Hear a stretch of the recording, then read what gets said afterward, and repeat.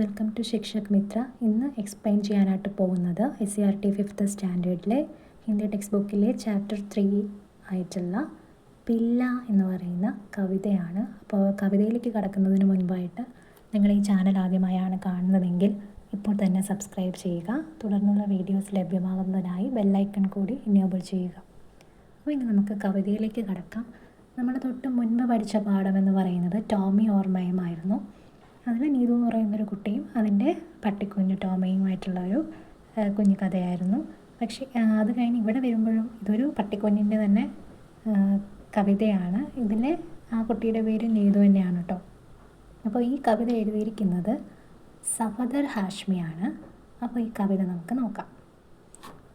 നീതു കാഥ പില്ല ഏക്. നീതുവിന് ഒരു പട്ടിക്കുട്ടി ഉണ്ടായിരുന്നു. നമ്മൾ പട്ടിക്കുഞ്ഞിൻ്റെ ഹിന്ദി പില്ല എന്നാണ് പറയുന്നത് കേട്ടോ. പട്ടിക്കുഞ്ഞിന് ഹിന്ദിയിൽ പില്ല എന്നാണ് പറയുന്നത്. അപ്പോൾ നീതുവിനൊരു പട്ടിക്കുട്ടി ഉണ്ടായിരുന്നു. വദൻ പേ ഉസ്കെ റൂയേം അനേക്. അതായത് അവൻ്റെ ശരീരത്തിൽ ധാരാളം രോമങ്ങൾ ഉണ്ടായിരുന്നു. വദൻ പേ ഉസ്കെ റൂയേം അനേക്. അവൻ്റെ ശരീരത്തിൽ ധാരാളം രോമങ്ങൾ ഉണ്ടായിരുന്നു.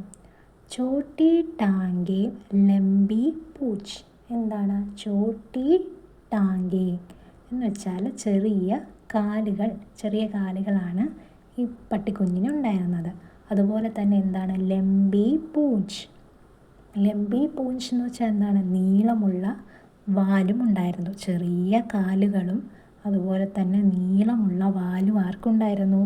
ഈ പില്ലായ്ക്കുണ്ടായിരുന്നു. മക്കി സേവക് ലഡ്താ ഥാ. അതിന് മുൻപ് ഒരു ലൈൻ കൂടെ ഉണ്ട്.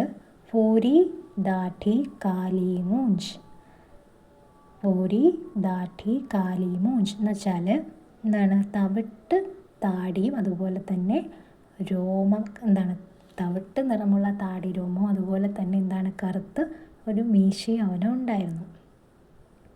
മക്കി സേവക് ലഡ്താ ഥാ. മക്കി എന്ന് വെച്ചാൽ ഈച്ച. അപ്പോൾ എന്ത് ചെയ്യുക, അവൻ ഈച്ചയുമായിട്ട് എന്ത് ചെയ്യുക പൊരുതുമായിരുന്നു, അടി ഉണ്ടാക്കുമായിരുന്നു. കാരണം ഈച്ചയൊക്കെ നമ്മൾ കണ്ടിട്ടില്ലേ ഈ പട്ടിക്കുട്ടിയുടെയും പൂച്ചക്കുഞ്ഞിൻ്റെയൊക്കെ ഇങ്ങനെ പുറത്ത് വന്നിരിക്കുന്നത്. അപ്പോൾ അതുപോലെ ഈച്ചയൊക്കെ വന്നിരിക്കുമ്പോൾ എന്ത് ചെയ്യുക, അവൻ അതിനോടിങ്ങനെ പൊരുതുമായിരുന്നു. ഖടേ ഖടേ ഗിർ പഡ്താ ഥാ. പിന്നെ എന്താണ് അവൻ എഴുന്നേൽക്കുമ്പോൾ എന്ത് ചെയ്യുമായിരുന്നു? ഗിർ പഡ്താ എന്ന് വെച്ചാൽ വീഴുമായിരുന്നു. അപ്പോൾ അവ എഴുന്നേൽക്കുമ്പോൾ വീഴുമായിരുന്നു. അപ്പോൾ എന്താണ് നീതു കാഥ പില്ല ഏക് ബദൻ പേ ഉസ്കെ റൂയേം അനേക് ചോട്ടി ടാങ്കെ ലംബി പൂച്ച് പൂരി ദാന്തി കാലി മൂച്ച് മക്കി സേവക് ലഡ്താ ഥാ ഖടേ ഖടേ ഗിർ പഡ്താ ഥാ.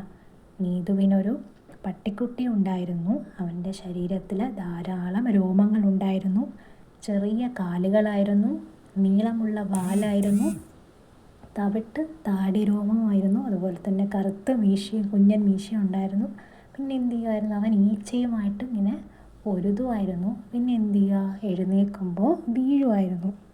അപ്പം നമ്മൾ മുൻപ് ടോമി ഓർമ്മയും പഠിച്ചതുപോലെ തന്നെ ഒരു കവിതയാണ് ഇത്. നീതു തന്നെയാണ്, അതും നീതു തന്നെയാണ് കേട്ടോ. അപ്പോൾ നീതുവിൻ്റെ പട്ടിക്കുട്ടിയെ കുറിച്ചിട്ടുള്ളൊരു കവിതയാണ് നമ്മൾ പഠിച്ചത്. സഫദർ ഹാഷ്മി എഴുതിയിട്ടുള്ള ഒരു കുഞ്ഞു കവിതയാണ്. അപ്പോൾ ഇത് എല്ലാവർക്കും മനസ്സിലായിട്ടുണ്ടാവുമെന്ന് വിശ്വസിക്കുന്നു. അപ്പോൾ ഈ വീഡിയോ ഇഷ്ടപ്പെട്ടാൽ ലൈക്ക് ചെയ്യുക, ഷെയർ ചെയ്യുക, സബ്സ്ക്രൈബ് ചെയ്യുക. താങ്ക്